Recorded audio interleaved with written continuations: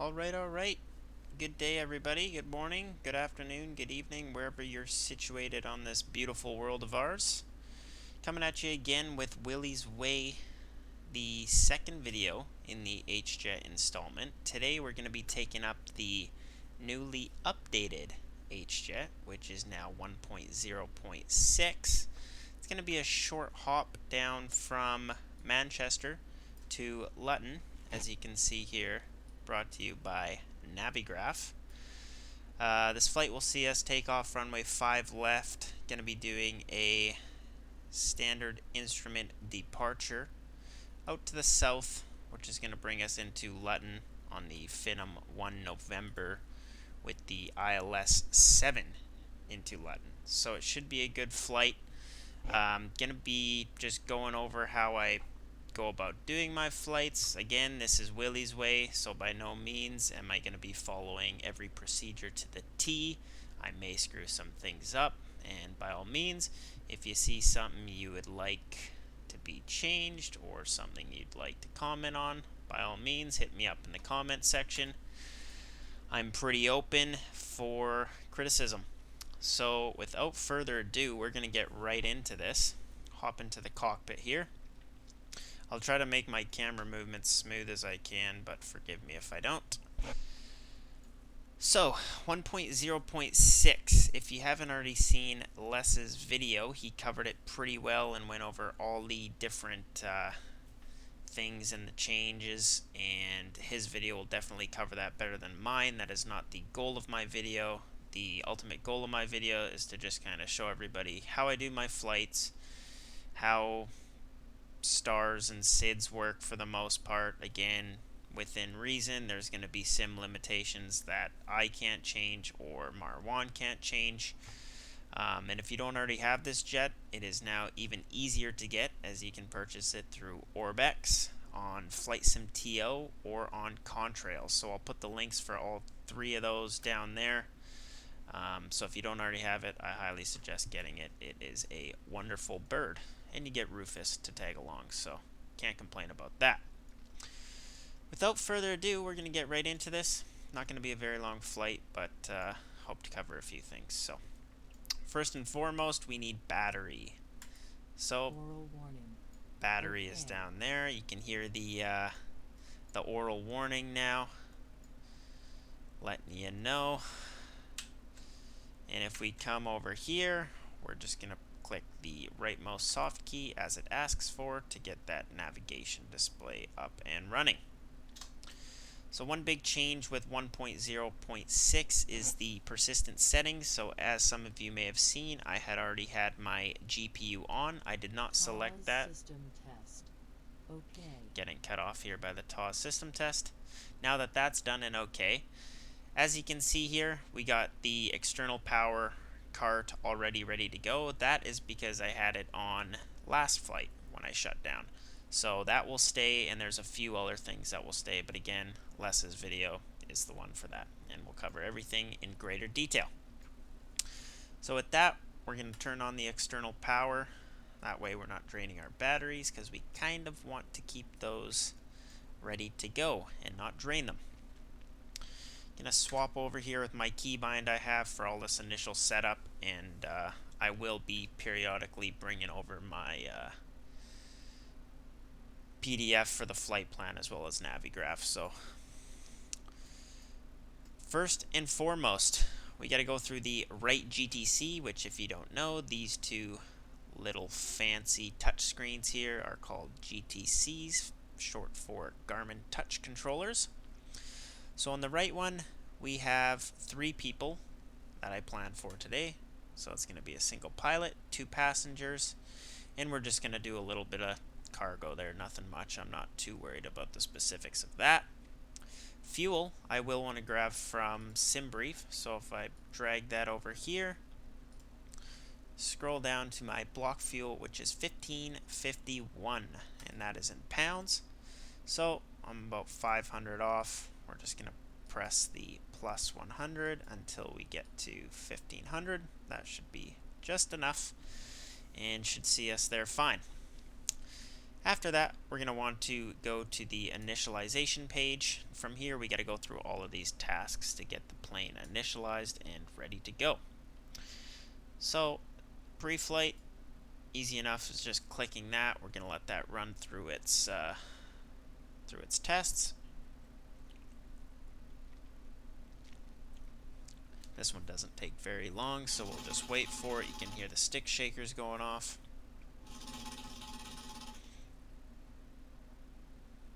And the switch illumination test. All of those are good and done. We're going to press back here, go into the next page, which is weight and fuel. And these ones, easy as ever, we're just going to do get from sim, and that's going to pull all the applicable data from the sim, so we don't have to manually input any of that. Finally, takeoff. From here, we can just click next, and that's going to bring us to the next page, which is our V speeds. Get from sim on that, again, very easy. Little tip here, if you do press get from sim and you're not having any V speeds populated, that does mean you are over max takeoff weight. So you'll need to adjust your payload, kick somebody out if you need, leave some luggage behind, whatever you got to do. If you're not getting V speeds, that is the reason. In our case, they all populated, so we're going to press on. And what that is going to do is bring them up here for us on our PFD. They're at the bottom there right now, but as we get moving on the takeoff roll, they will go up into the appropriate positions, which it looks like we got 107 for V1, 113 for rotate, and 120 for V2. Back down here, as far as I'm concerned, we are done on the right GTC. If you'd like, you can go into sim options. You'll see I just pressed home there to get to this page. We can click sim options. Correction. Nope, that's right. Losing my mind here. We'll go to sim actions. From here, this is where you can open all the doors, get your static elements if you haven't already. You can change your cabin window shades, ground power, and show 3D passengers. We're going to leave everything off for today's flight. And our doors are already closed, so we don't need to worry about that. And we'll leave ground power on for now until we are ready for engine start. And if you come down here, fancy new option, manual. So if you scan this with your phone or any, I guess, tablet, that kind of thing, you're going to get the manual. You'll get the tutorial video, which is done by Les, and you'll be brought over to the Discord. Very useful, nice little feature to have.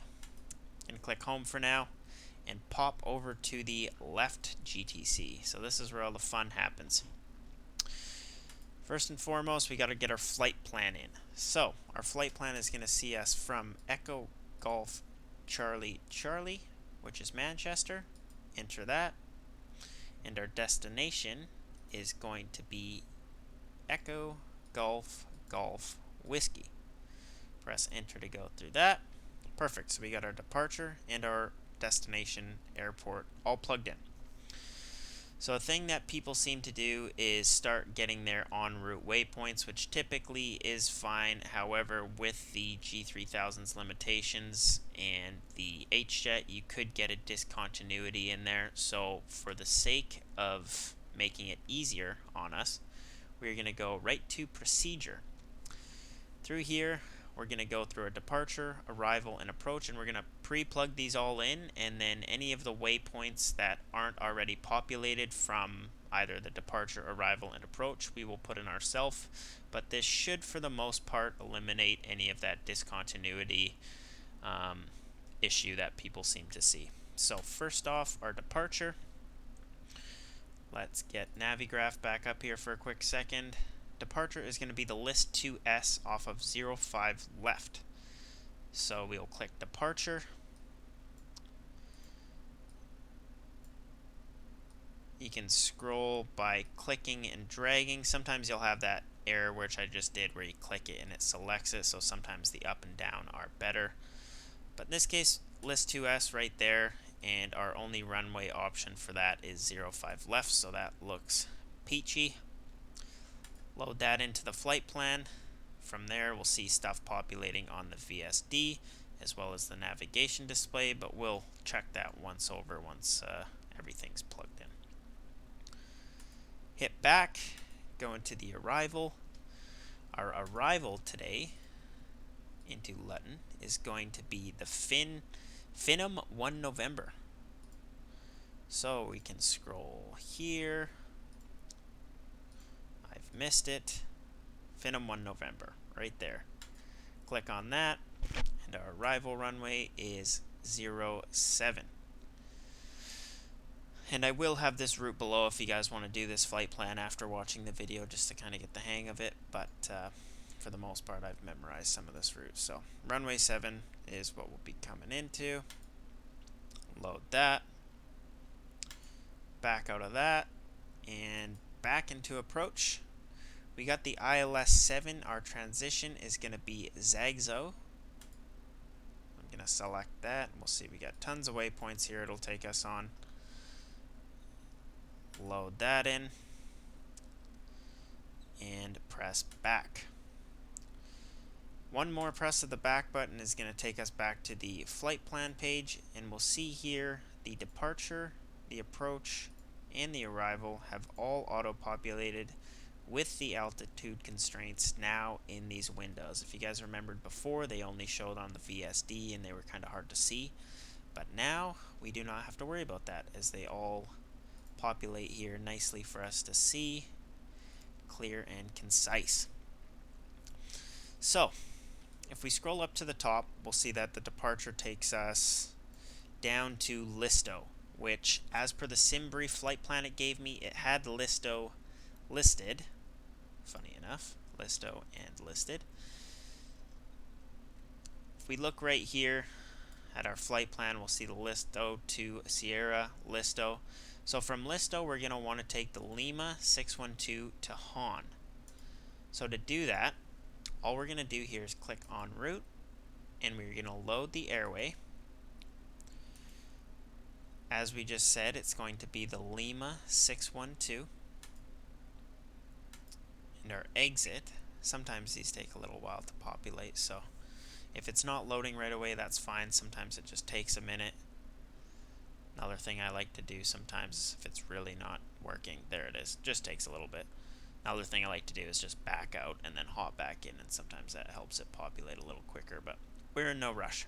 So, make it easier for us, we're going to do Alpha to Zulu, which is numerically sorting them. If you didn't know, makes it nice and easy to find what you're looking for. And we are looking for Han. There we go. I did the same thing again, which is why I just need to learn to use the up and down. There's Han. Click that. So we got from Listo, we're taking the Lima 612 airway to Han. Load that up. And if we see, this is where you'll want to enter the next waypoint, but in our case, our next waypoint is already Finma, and we can tell that by our flight plan here. So we're ending up at Han, and we should be taking the Lima 15 airway to Finma. In our case, Finma is already populated, so if we were to add that airway to Finma, we would get the discontinuity. In this case, we're not going to worry about it. We're good to go. It's already in there. We're going to go from Han to Finma and carry on the arrival. So everything is looking absolutely great here. Going to press home just to clear that up, and our map is all populated.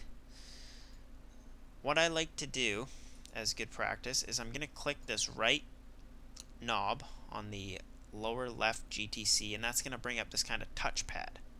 What that touchpad allows us to do, if I can show it properly, is we'll be able to scroll through this flight plan by clicking and dragging, and we can make sure it looks good before we even take off. I like to do this before every flight. It just kind of makes sure you don't have anything weird going on your flight plan and make sure it looks all clean.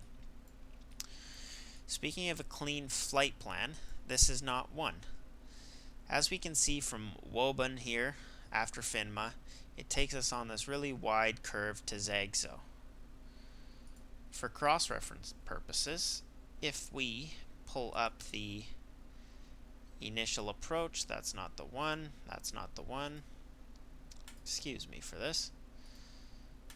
If we open up the Finma 1 November arrival, it sees us go from Finma down to Woburn, which, if I shrink this down,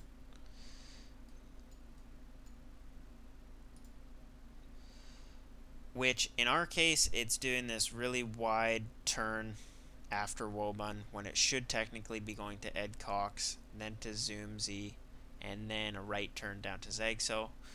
We're not really worried about that for today's case. That's just a G3000 limitation that will be fixed when the G3000 revamp is dropped by the end of the year, is when Working Title is planning to have that out. So without further ado, I say we get this bird fired up and on our way. Press home to get out of that touchscreen. Everything looks fine here. I'm happy with it. And we can start making our way through the checklists. So before starting engines, I'm going to get my yoke back up here just to click through the checklist. If you don't know, this little scroll wheel here, you can click to advance through each line. So that's what I'm going to do for this. So our battery is on. Oxygen is checked on and normal. Oxygen supply knob is right here. Mine should be in. I'm just going to confirm. Yep, so that's pulled out and we want that pushed in. That's good. Pressurization is normal. Electrical on and normal. ELT is normal. Nose wheel steering is normal. Landing gear is down. That's right there. Alternate gear release, we're not worried about that. Parking brake, that's down here. That is set. Flaps are in the up position, we can tell from right here. Thrust levers, those are at cutoff, which is below the idle detent here. Speed brake is retracted, we can tell from right over here. Ice protection, we don't need that with the current weather. Fuel panel, our fuel panel is showing what we filled up with, 1,500 pounds. Trim panel, we'll adjust trim once we get running, but typically I like about 4.3 for takeoff, and that's going to put these two little green arrows into the green. We'll see it shows green right there, but what you want is these two arrows to the left and right of the pitch bar as green, which we'll set up shortly. Windshield heat, not worried about that, that's automatic. Pneumatic panel, normal. Glare shield is dark. Chime, normal. And avionics initialization, we've done that. Over to the next checklist, starting engines. So passenger briefing, again, welcome on board to Willy's Way, taking the HJet up. Hope you got a cold or warm beverage with you, and time to fasten your seatbelts. Scroll through that, that's our passenger briefing, as minimal as it is. Rudder pedals are adjusted. Seats and seat belts. Luckily you guys already have those all belted and secured. Doors are already closed. Parking brake is set. CAS messages. That's just all this here, and everything that's showing right now is standard with the engines off, so no worries there. Volts, we're good for that. Engine start, here we go. This is where the fun begins. So engine starting this is as easy as it can be. We're just going to hit the start for the respective engine. Green light will illuminate, and all we got to do is click this little click spot down here below each throttle, and that's going to pull it up over the idle and out of the cutoff position. Should take about 20 seconds for each engine to start, so we're just going to make sure that gets up and running. You can hear it starting just fine.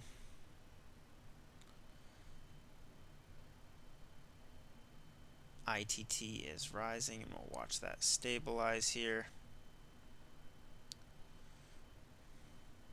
Perfect. And now for engine 2. Again, as easy as just pressing the respective engine start button, which will illuminate the green light around the start button, and then we're just going to click that click spot. If you don't want to click the click spot, you can also click and drag the throttle up out of the cutoff position, but we'll just use the click spot for today's video.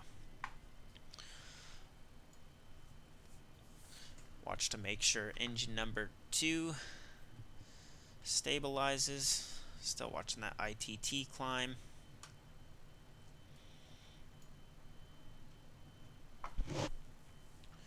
Looks like it should peak out and stabilize around 688 today, so that's looking perfect. Awesome, so you can keep going through the checklist here. Engine start is good. Engine instruments, we're looking good. I'm just going to do one press of the B key to get local altimeter setting, which in my case I'm using inches. That's just for my own use, but in this part of the world that would not be the case. And we're also going to do a couple things here while we're at it. So our active nav, since we're flying a GPS route, I want to switch this from VOR to FMS, which is the magenta line. You'll see that pop up here, so we're all good there. I like to usually go into PFD settings. Flight director, I prefer the dual, although you do now have the option for the single or the dual queue, which you can't see the dual queue right now because the flight director isn't on. Bearing, I like to turn this on just for the approach. I'm going to get my DME from that, so that's what's going to show me my DME and how far away I am from the runway when the approach comes along.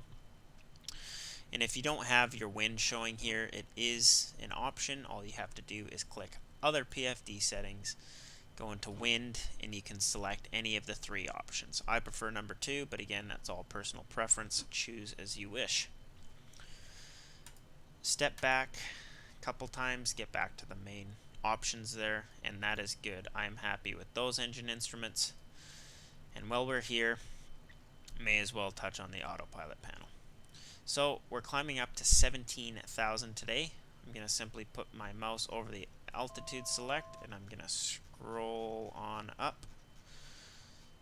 It'll take a while, but I have an unlockable mouse wheel, so I can just unlock it and scroll it up nice and easy. There's 17 in the box and indicating here, so I'm happy with that. Engine instruments on the checklist, those are checked. Engine anti-ice, not required. External power, disconnect. So again, if we come down to the right GTC, I'm going to click the home page, sim options, and sim actions, and we're going to turn off the ground power. Generally, once you have the engines running, it'll get rid of the ground power, but whether you do it before or after, it's your choice. Again, I'm not doing this as realistic as some may do, so forgive me for that.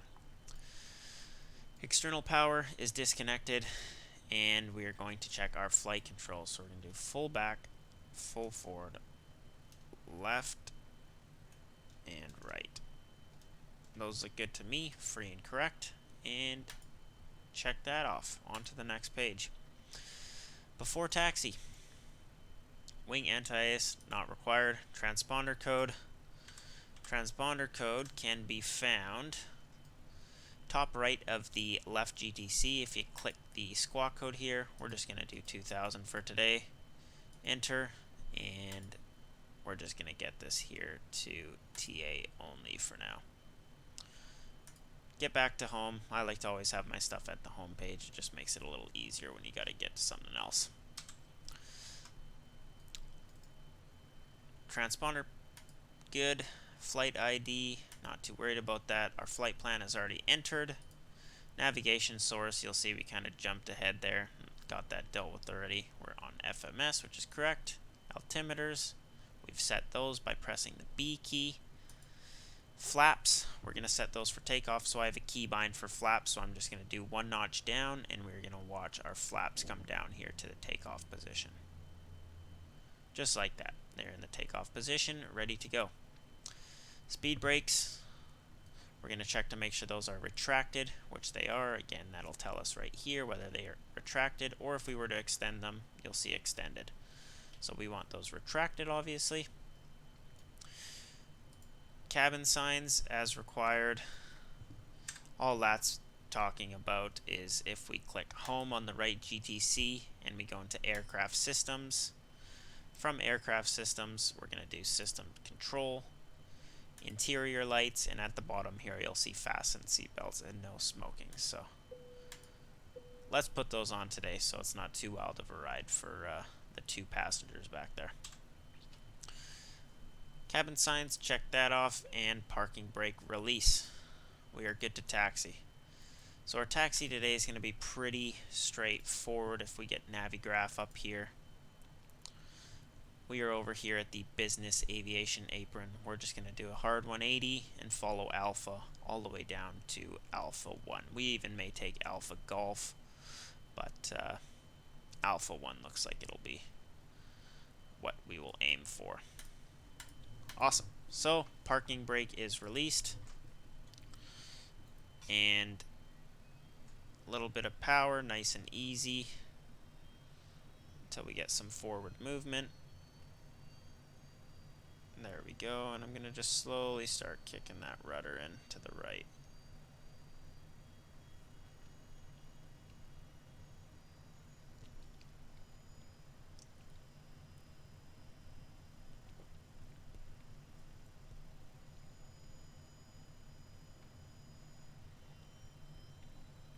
A little more power and straightening out the nose wheel will get that speed up a little bit. Just don't want to give it too much power, so we're shooting into the grass. From here, we're just going to follow Alpha all the way down to 05 left.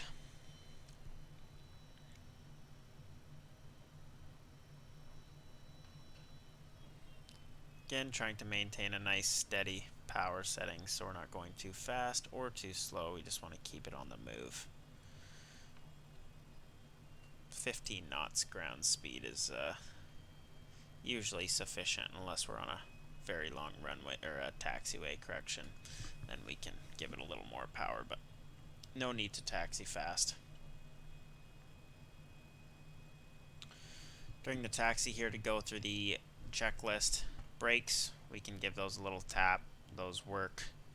Nose wheel steering, I am using nose wheel steering right now and it's working as expected. And our flight instruments are all set up, ready to go. Quickly power through all those and get the next checklist ready here, which is before takeoff.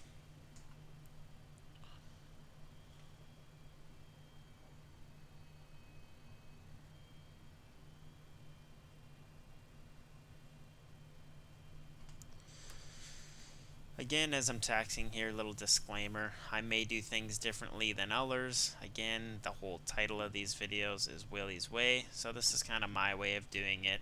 I'm a casual simmer who likes some realism, but if I wanted to really get realistic, I would go and get my PPL current again, which I do not have the funds for. So here we are in the sim, kind of get to have a little bit of fun with it, and doesn't always have to be serious. So if you have any questions, again, comments down below, or you can find me on the Flight FX Discord, which I will link if you're not already a part of that channel there.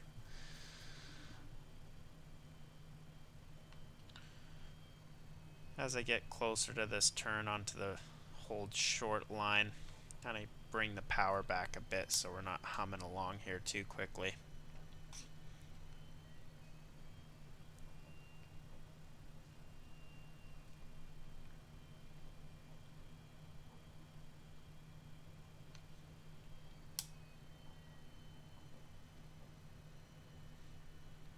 Alright, hold short is in sight.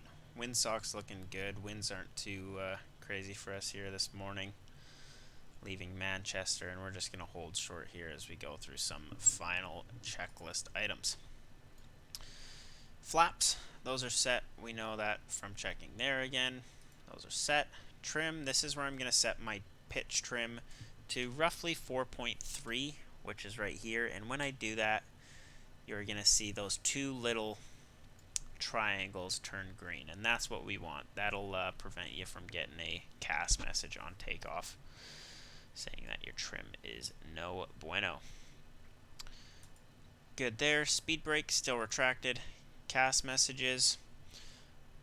Only CAS message we have is the cabin power being off, so we'll let everybody in the back charge their phones. If I pull the yoke back here, we can see the cabin power covered switch here. Click that to open the guard, and one simple press, that is on. Now I will stop getting yelled at from everybody in the back saying their phones are dead.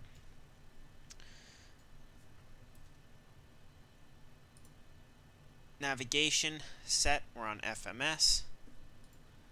Flight guidance, this is where we're going to turn on our flight director, which is done through the autopilot panel up here. Once we do that, we'll see the 2-bar flight director show up, and it's going to revert to level and pitch mode. What we want to do for takeoff, though, if you remember, is click this little click spot just to the left on the throttle. And what that's going to do is command takeoff mode. So that's going to have us pitching up and holding wings level.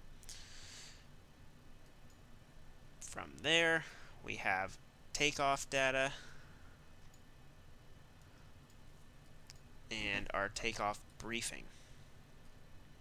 So on our takeoff here, we're going to be climbing out, runway heading. It'll be an almost immediate right turn to hit D186X here, and then another right turn on course. If we look at Navigraph to look at the actual published departure, we can kind of see that all in fancy terms. Again, we're not following these to the T. It's gonna not show this nice curved arc here for the Listo to Sierra, but that's fine. We're not too worried about that. We're just going to let the plane do its thing and follow what we're given. Again, a lot of that's G3000 limitations, so I'm not going to cover too much on that, as I don't want to say anything wrong or mislead anybody. So it's just going to be a nice easy takeoff, right turn, and then a right turn, and then from there we will be on course for the rest of the departure, and we will cover the rest from there. I usually like to have my map zoomed in a little bit, which you can see I'm doing with this right knob on the left GTC. That's going to zoom me in and out as I please. I don't need it super zoomed in nor super zoomed out, so whatever works for you. Takeoff briefing is good, radar's good, and our ice protection is good. Next checklist will be after takeoff, so we are good to go. Gonna give it a little bit of power, release the brakes, and get lined up on the center line here.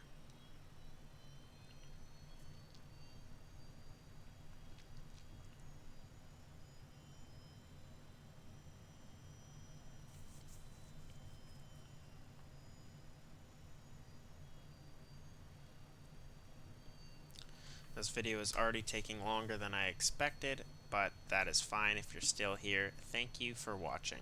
And if you like all this, feel free to give me a subscribe.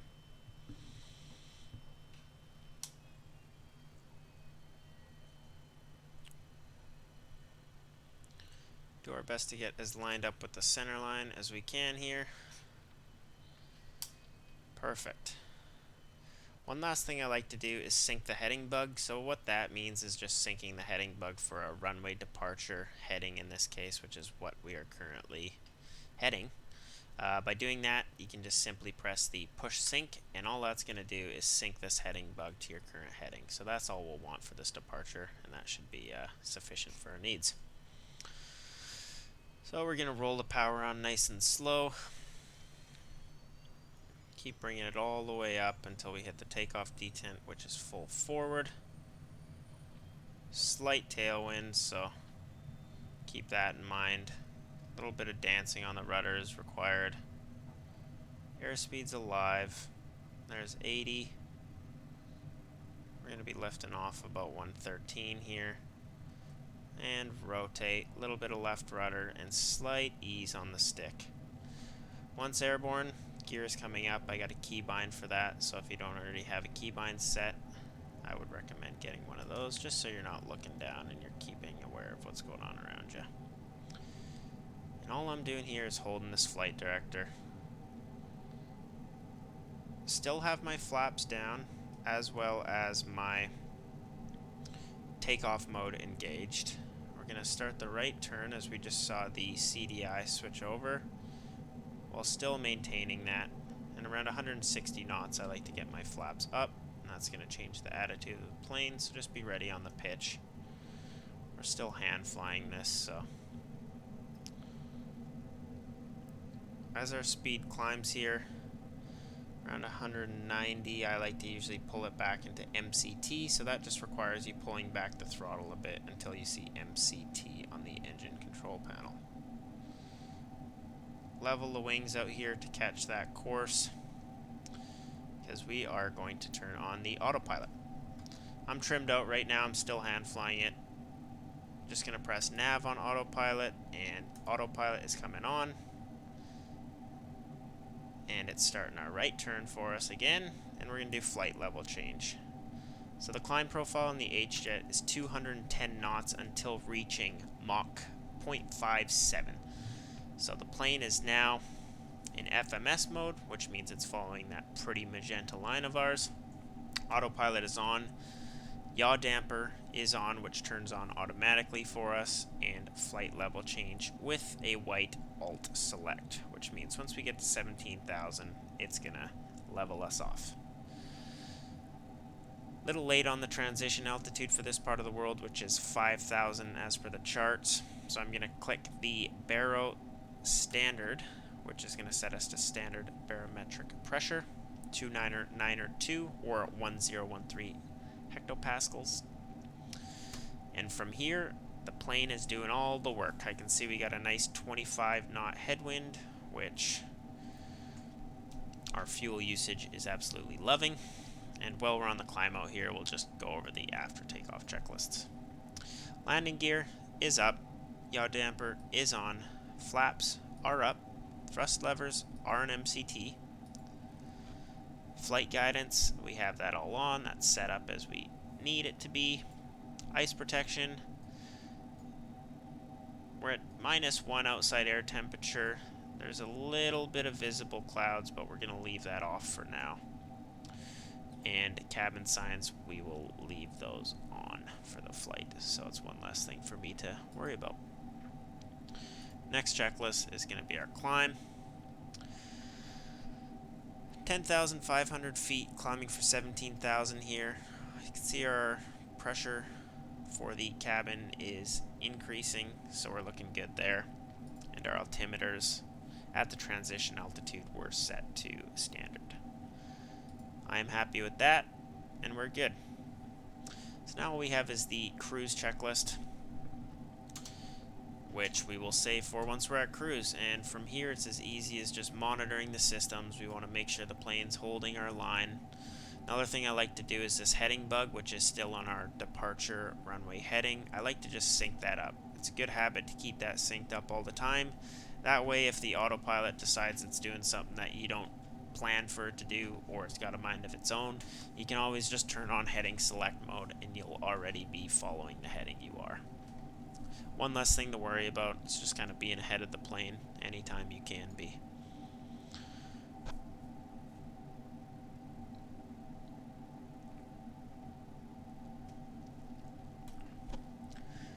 (14,300 feet). Nothing wrong happening yet. We can see our VSD is calculating our top of climb, which is telling us is about 45 seconds. So this thing's climbing like a rocket ship, and especially this lightly loaded, that's going to get up to 17,000 rather quickly. Starting that left turn. And this is where you just take in the views. This is a pretty quick flight, so we don't have many moments like this. As you can see, 17,000. You just heard that oral warning. That means 1,000 feet to go. And we're coming up on 17, so the plane is going to kind of pitch down. It's a little abrupt, but it is going to hold 17. It may just take a second to get there, so don't worry if it pitches down quite abruptly.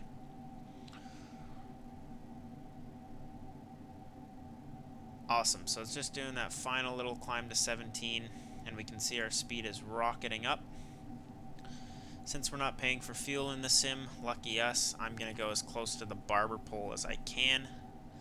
So my power's still in MCT, but I'm going to want to be on that, as I will want to start bringing that back the closer to the barber pole we get. So I can even start rolling it back now, just to make sure we're not overspeeding. Try to keep this as clean as possible. We can even call it there around 260. So power's back.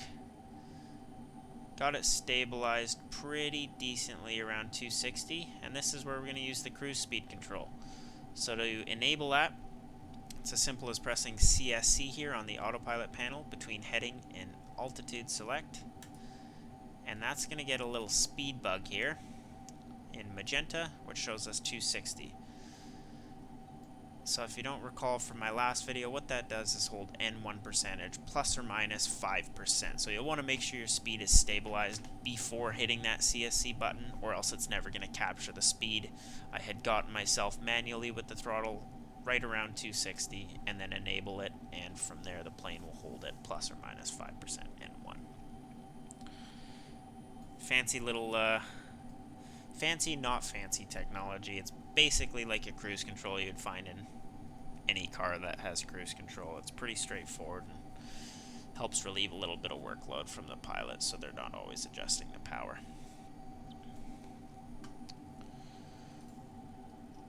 And now we're cruising, so we can get this checklist out of the way and enjoy the views for a little bit.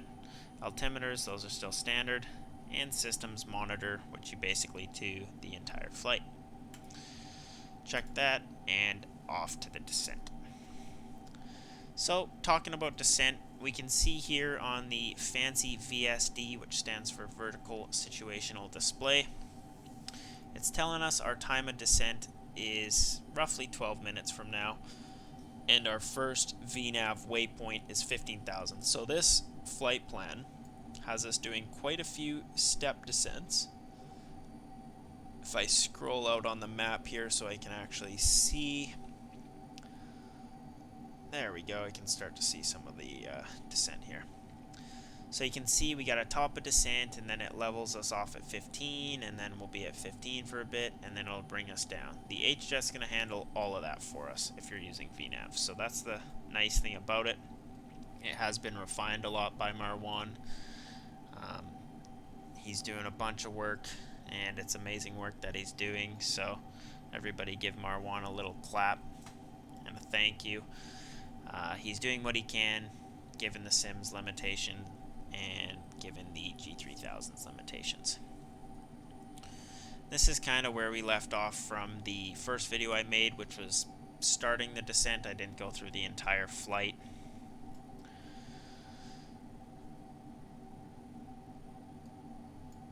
We're just going to monitor some systems here, and what we can actually do, now that I think about it, just to show you guys how early you can arm VNAV, we can do it now, 10 minutes out. So in my last video, we had armed it too early, and the plane had kind of started this very shallow descent until it met the VNAV path that the computer is generating. What we'll do is click our flight plan page, and we're going to check our lowest fix before the runway, which again we can cross-reference charts on this if we really want, which we'll see it's 2,000. It wants us at 2,000, and from 2,000 we're going to grab the glide slope and be brought down to the runway from there. So to get ourselves set up, what I'm going to do on the altitude select is scroll down to 2,000, and we're going to get that pre-plugged in here. So once top of descent comes, we're not really doing much but managing power. If you were doing this on VATSIM, for example, you would be cleared by ATC to certain altitudes. So this is kind of just free flying without any virtual ATC. This is how I like to do it. 2,000 in the box, and we're just going to click VNAV now. So if I click that, what we're going to see happen is a white VNAV become visible on the PFD on the autopilot panel, which means it is armed, not active. Anything in green is active, anything in white is armed. And we'll also see that amber light underneath VNAV show up. So we are set up for the descent already, and we're still 9 minutes out.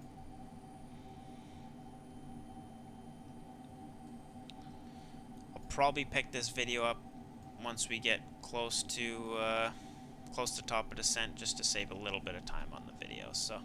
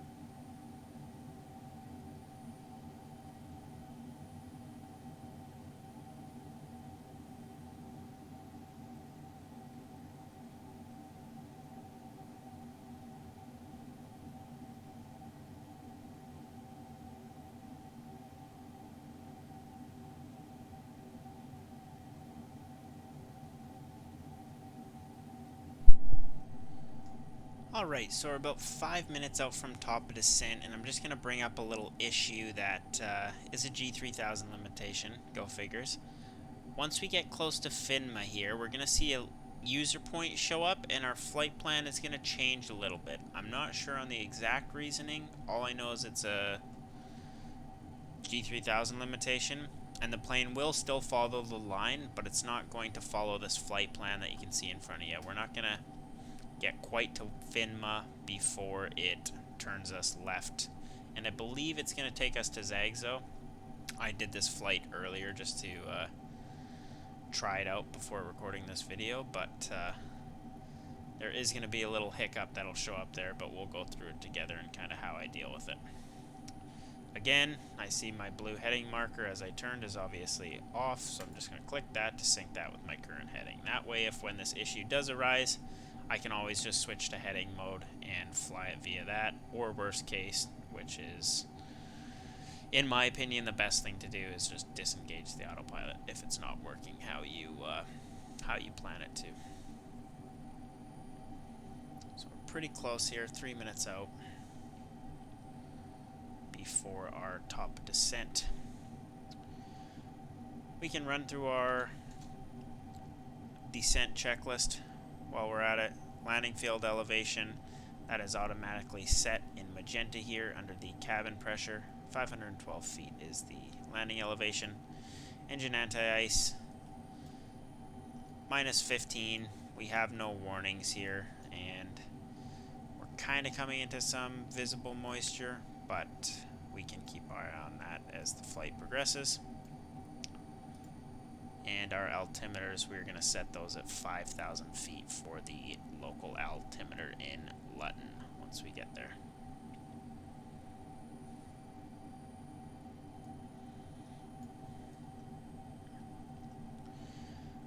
Really just want to be ready on the power here, because once that descent starts, that means your nose is coming down, which means your speed is going to build and rise rather quickly, especially in a slippery jet like this. So just keep your hands on the throttle once you get close to top of descent. You shouldn't have any issues.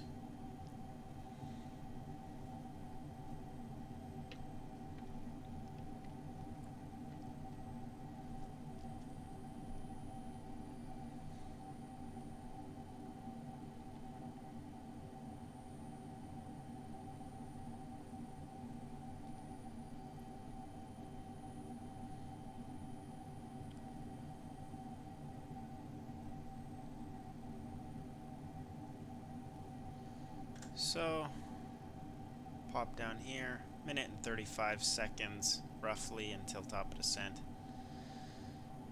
Itching our way forward before we know it, we'll be on the ground. Hopefully this time not running into any of the texture glitches that I experienced last video, if you saw that. Quite embarrassing, but we're hoping to actually make it off of the runway this time.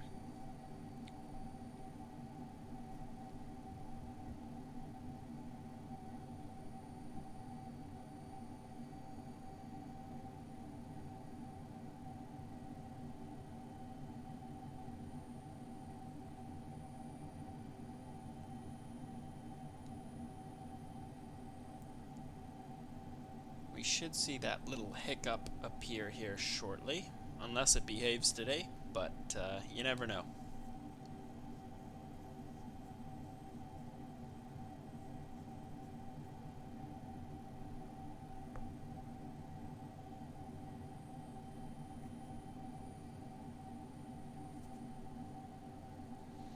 Scroll in the navigation display a little bit here.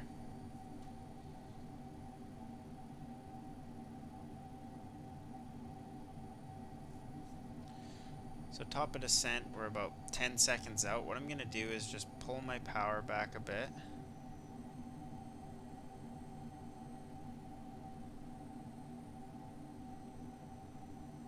Because right about there, the nose is going to drop. And our speed is going to start increasing. I'm just manually adjusting the power here to keep myself out of that barber pole. Try to maintain as close to it as I can, but we're going to aim not to go overspeed this pretty bird.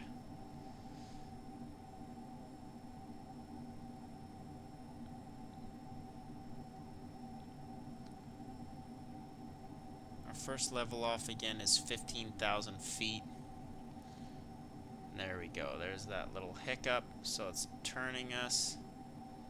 Actually performed better today. I didn't have that user point show up. So today it's behaving. The descent gets a little steep there. Let's get back into our proper seating here. And now we're heading direct to Woburn.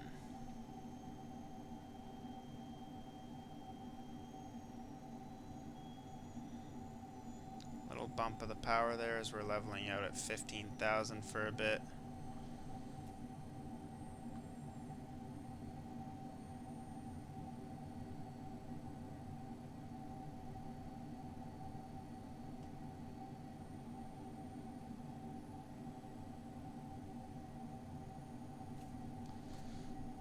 What I should have done here for any viewers is turn up the display brightness, which you can do now. If you click Home, go into Aircraft Systems, System Control, and you will now see Lighting Config.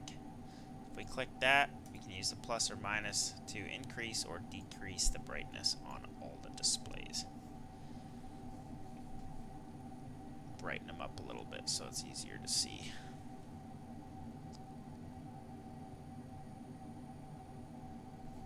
Sync our heading bug.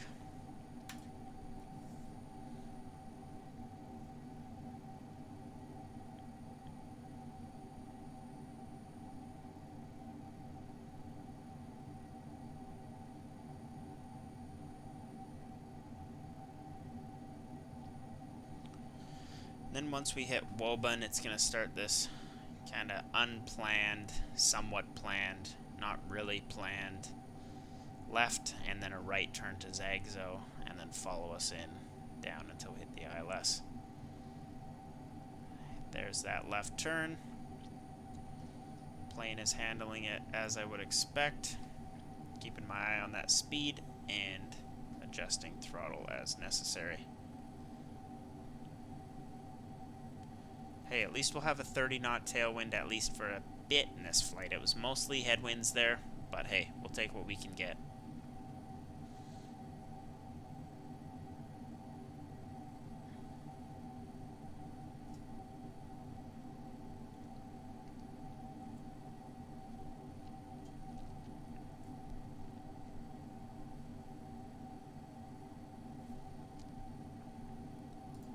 Heading bug synced up and a couple degrees to the left.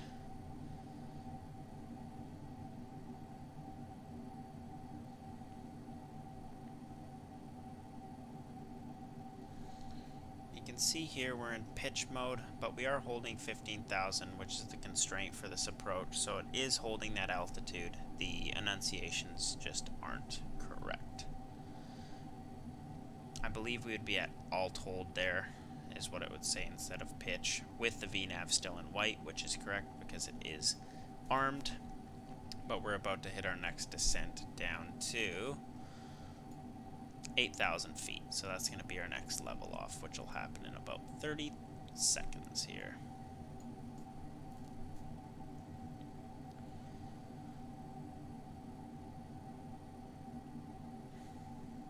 Currently grounding about 354. Right on 260 indicated.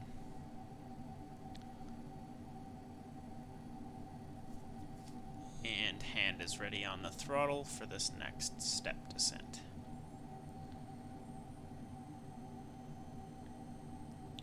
If you guys see my engine parameters here kind of bugging about, that's just because my quadrant is old and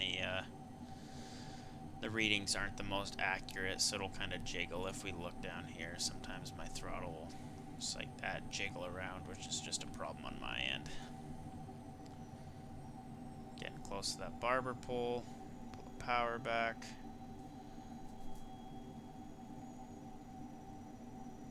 For the sake of the length of this video, I should probably keep it as close to the barber pole, as we're getting right on the hour mark, which is longer than I expected, but hopefully this video helps some people in any given way.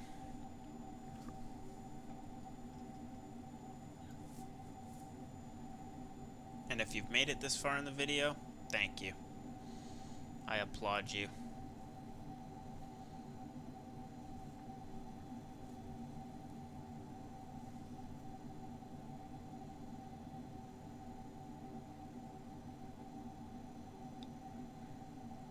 There's commanding a bit of a right turn.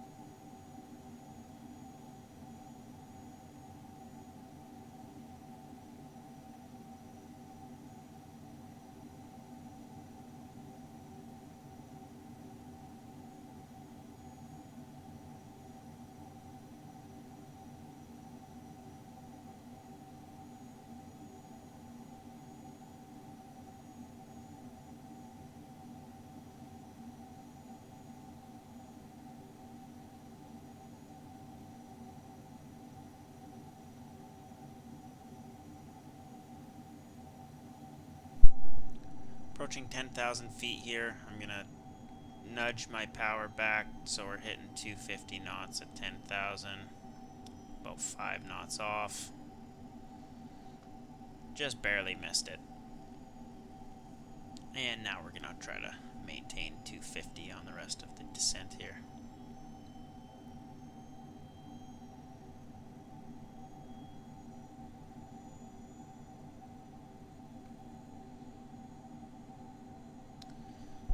Classic sim freeze up. It's probably just my dated hardware.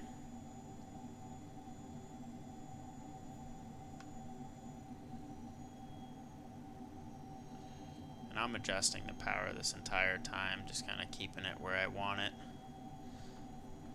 It's going to require constant articulation of the throttles.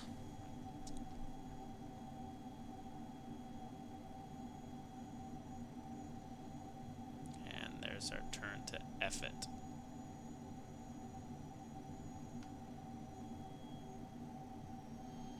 Once we get to 8,000, we got yet again another level off, so I'm going to want to start bringing the power in so we don't lose a bunch of speed.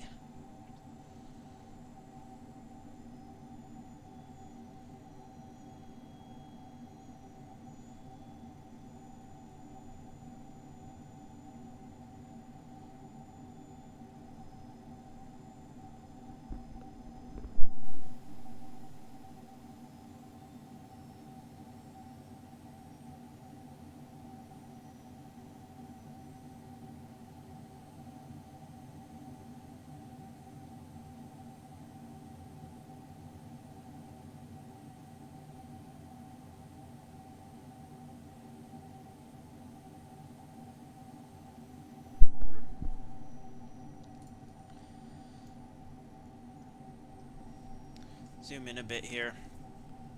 Get a better play of the field as to what we're working with. Got a straight here and then another descent down to 6,000 in about 2 minutes. Maintaining right around 250 knots for now.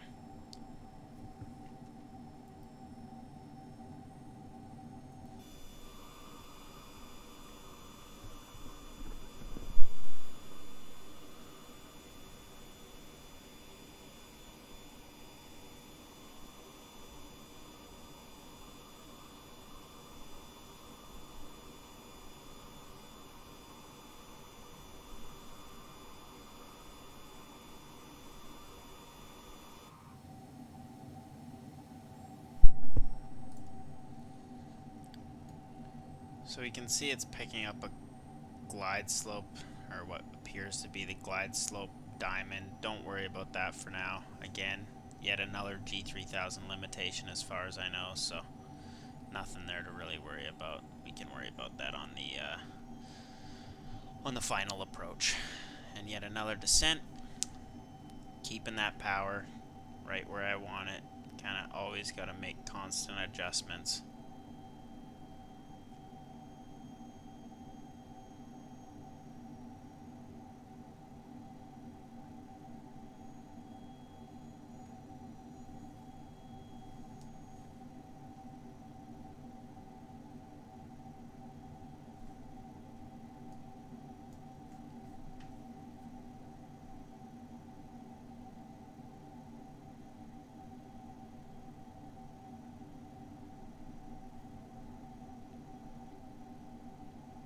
Sometimes the plane will do that. It'll do a pretty abrupt nose down. I think that's just how the VNav is calculating, and it's dropping the nose down quite a bit to catch it, but it will even out. If anything, it's just going to throw your speeds off a bit.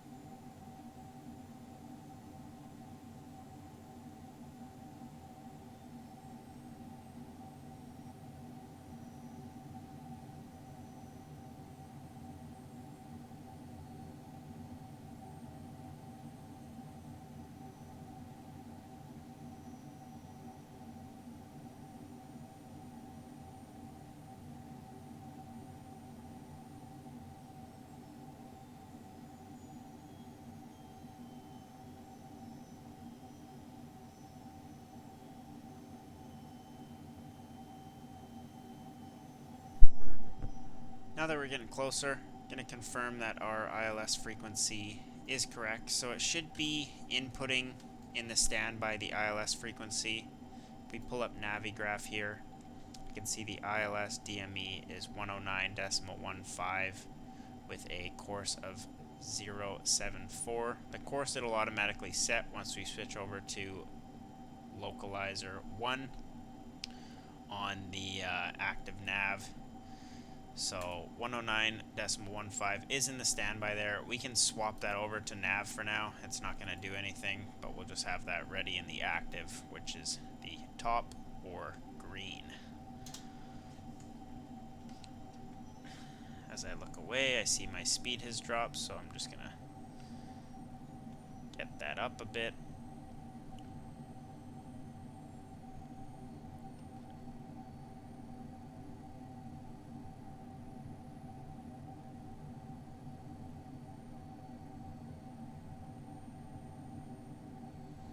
And we're at 5,002, so I'm going to set to local altimeter. I can just press B, and that's going to switch us to 2980, which is the local altimeter setting. Back on 250 knots, getting closer. And we can check that off on the checklist here while we're at it. On to the next page. We'll do approach once we start the base turn for final.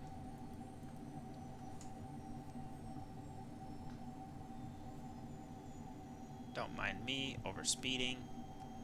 Breaking speed limits is what I do.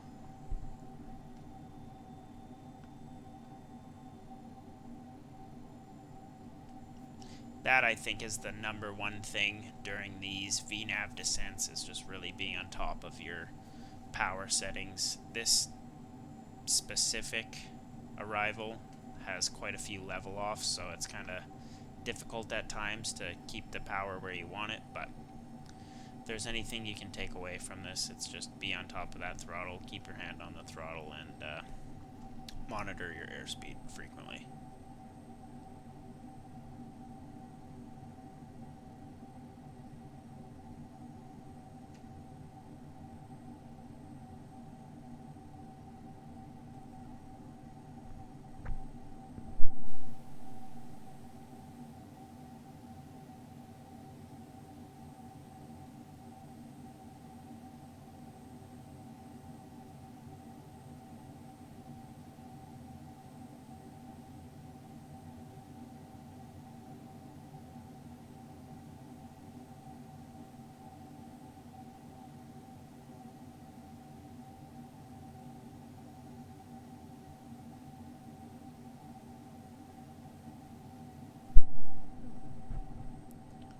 Our arrival airport is somewhere back there.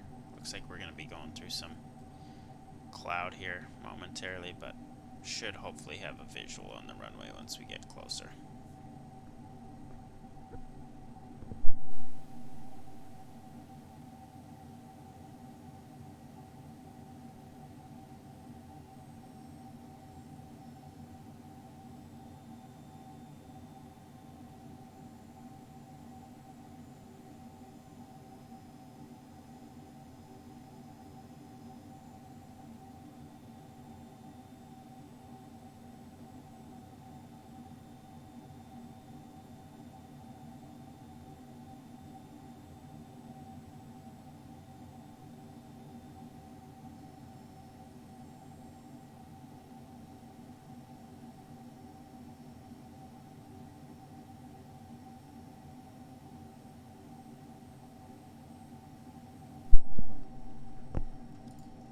On this base to final turn here, I'm going to start bringing my speed back, probably 215, 210, and then I'll bring it down to 200 so we can start getting flaps and eventually gear out for the landing. All the while, I'm keeping this in FMS mode until I hit 2,000 feet. If we were to switch over to Localizer 1 mode on the active nav, it's going to put us in pitch mode, so we may not hit our altitude constraint where we want to, so I just let it get right down to the final approach fix altitude before we swap that over to Localizer 1. There's the left turn, and I'm going to start bringing the power back. This thing slows down pretty quickly once you cut the throttle, so I'm just going to start rolling it back to slow us down.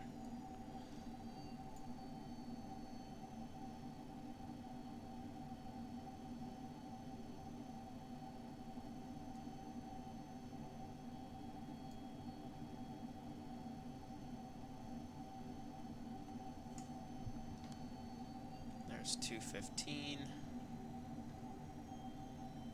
We're happy with that, and I'm going to scroll in the navigation display here just to get a better sight picture on what's going on.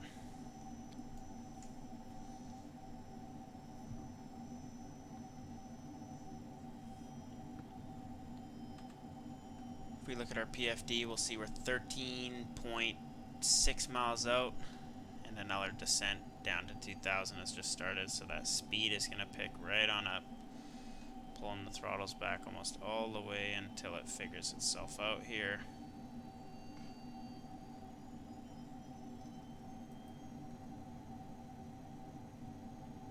There's 215.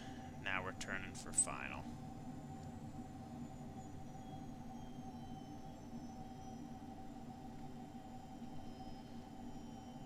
Try to hold 215 to 210 knots until we hit 2,000. Sync the heading bug, which I forgot for that last little section.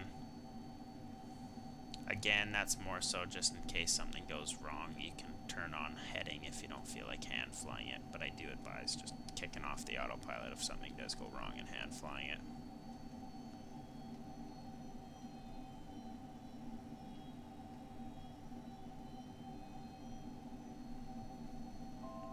$1,000 to go. Level me at 3,000 for a little bit here before coming down to 2. And then we will have the glide slope, and fingers crossed we'll land. That's the ultimate goal.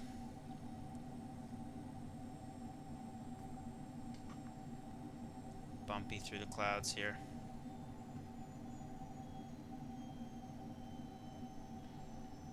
Go, coming down to 2,000. Now we're going to get our speed back to 200. That way we can start getting flaps out. Throttle right back to idle for the time being. There's 200.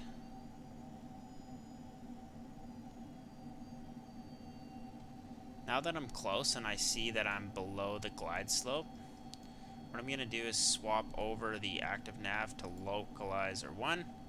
We're going to see Loc in green here, which means we have captured the localizer, and our glide slope's coming in, so we can hit approach, which will make glide slope armed in white, and we're about to hit it. There we go, we've captured the glide slope. We're at 190, I'm gonna get flaps down to 1. We're landing with crazy tailwinds, which you would not do in real life, but for the sake of this video, and it's already been an hour and 15 minutes, we're just gonna set it down. But you would not, I advise, would not do this in real life. Land with these kind of tailwinds. 180, I'm gonna get gear down. It looks like we're about 3 miles out. Probably would have done that a little earlier, but we're slightly behind the plane here, which is fine. I don't think we'll have any issues getting down to speed.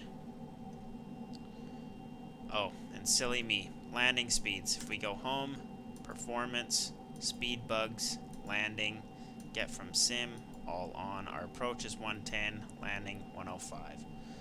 There's 160, final flaps are coming in, confirm gears down. I did not go through any of these checklists. It's been a long day, but we're still gonna make it down. You can hear those oral callouts now. Part of the latest update. There we go, we're right on speed, right where we need to be. I'm gonna kick autopilot off. Autopilot. And I'm gonna turn yaw damper off, and we're hand flying it in.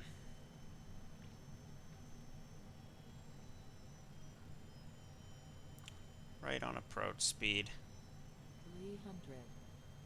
Winds have calmed down to a 5-knot right crosswind. Little low on the glide slope. Got our aiming point. 50. Cutting the 40, throttle. 30. 20. 10. 5. And nice easy touchdown. Speed brakes are deployed. Gentle on the brakes and try to maintain center line as best as we can. 60 knots. I'm gonna put the spoilers, or speed brakes I should say, away and ease off the brakes. And just like that, we have landed. Got a little bit behind the plane there in that last part of the approach, but nothing we couldn't come out of. And we will taxi off here and call it a flight. So if you guys enjoyed that, or if you have any comments, questions, concerns, feel free to let me know in the comments section below. I can also be found on the Flight FX Discord. You can ping me, you can message me. Name is Willy, same it is here. And I appreciate you guys tagging along. If you made it through this long in the video, I hope I could teach you something. And if you have any future video requests, please feel free to let me know. I'm pretty open as long as time permits, and I can make a video for anything that you guys may want to see. I appreciate you tuning in and hope to catch you next time. See ya!